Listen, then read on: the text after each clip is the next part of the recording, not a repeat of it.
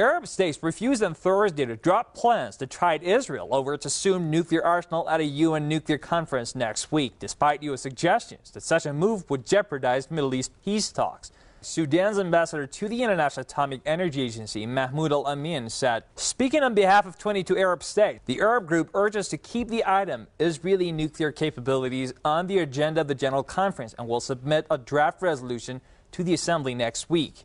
The Arab group requests the IAEA member states to support the draft resolution and vote in favor of it. Al-Amin made the statement to a closed-door session of the IAEA's 35-member Board of Governors, which is preparing for the organization's 54th annual General Conference next week. Remember the last NPT review conference when the world called on Israel to open its nuke facilities to international inspection and called on the International Atomic Energy Agency, the IAEA, to issue a report within 1 year on the status of Israel's nuclear weapons and its willingness to join the NPT. It is unacceptable that nuclear weapon states and those remaining outside the NPT continue to retain and even modernize their nuclear arsenals, imperiling the regional and international peace and security, in particular in the Middle East. This is a dangerous and destabilizing trend of vertical proliferation. It also constitutes non-compliance by the nuclear weapon states with their obligations under Article 6 of the treaty.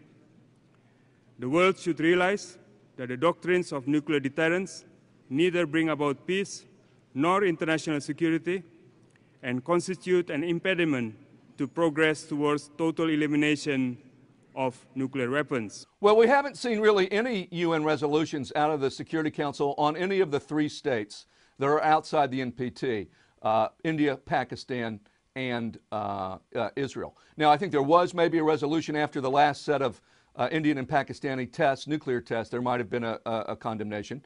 And there's been the condemnation of North Korea by the Security Council. Sometimes China blocks those votes. But after the nuclear test, everyone passed a resolution. But in general, you do not have a lot of resolutions about those countries, North Korea, Israel, India, and Pakistan, and their nuclear programs. In part because the UN Security Council, the permanent 5 members, have a veto power. And so you can have everyone in favor of the resolution, but if China vetoes it or Russia vetoes it or the U.S. vetoes it, then you don't get a resolution.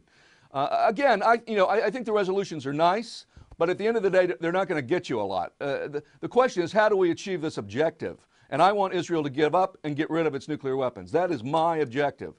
And so the question that I ask myself is, what's the quickest, most effective way to achieve that outcome? UN Security Council resolutions might contribute to that, but my guess is that's, Israel has, how many Security Council resolutions have passed against Israel, on other subjects like the 1967 war or the problems in the West Bank and Gaza. There have been resolution after resolution, and it hasn't helped very much. So, if the UN wants to do something, pass a resolution, great. But I think we need to keep focused on what is going to really produce an outcome here, and something that would be more effective. For years now, the United States and its allies have been driving the hard bargain that Iran is the threat in the Middle East, and Israel and its sprawling nuclear weapons arsenal. No way.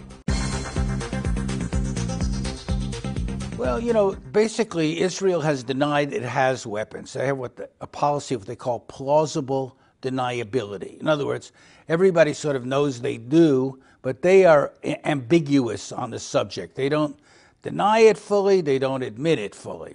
As a result, it's hard to charge them directly, and if they claim they don't have them, it's hard for the international community to get inspectors into Israel. Israel has, as you know, prosecuted, or some say persecuted, a nuclear scientist who had actually blown the whistle on the Israeli nuclear program years ago. And he went to England. He was kidnapped in England, brought back, put in prison, in Israel. Israel wants to keep its nuclear program secret, although it's not much of a secret, and resist efforts by the international community to force it to adhere to the Non-Proliferation Treaty. The non-aligned movement, over 118 countries, over 2/3 of the UN General Assembly, support Iran's nuclear program and say it's for peaceful purposes. In a strongly worded statement, representatives of the non-aligned movement, NAM, at the International Atomic Energy Agency, the IAEA, have supported Iran's position on the contentious issue of IAEA inspectors. And have also expressed concern that the most recent IAEA report on Iran has departed from standard verification language. The NAM statement said, quote, "The non-aligned movement notes with concern the possible implications of a continued departure from standard verification language in the summary of the report of the Director General Yukio Amano." The statement was read during the IAEA Board of Governors meeting on behalf of over 100 NAM member states. Yet the United States keeps talking about the international community's concerns about Iran's nuclear program. $64,000 question is, where is this international community when it comes to Israel's sprawling nuclear arsenal? This is very interesting. This phrase in the international community. During the Cold War, they used to call it the free world.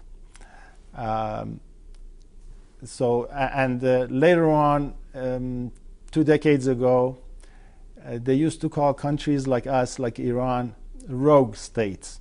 So all this phraseology, terminology really is all about we versus them, meaning the major Western powers really trying to bully others and get their wish, get their way. So when they say the international community, it means the countries that have nuclear weapons themselves. In fact, the United States is the only country that has used nuclear weapons against civilian populations, namely in Japan at the end of World War II.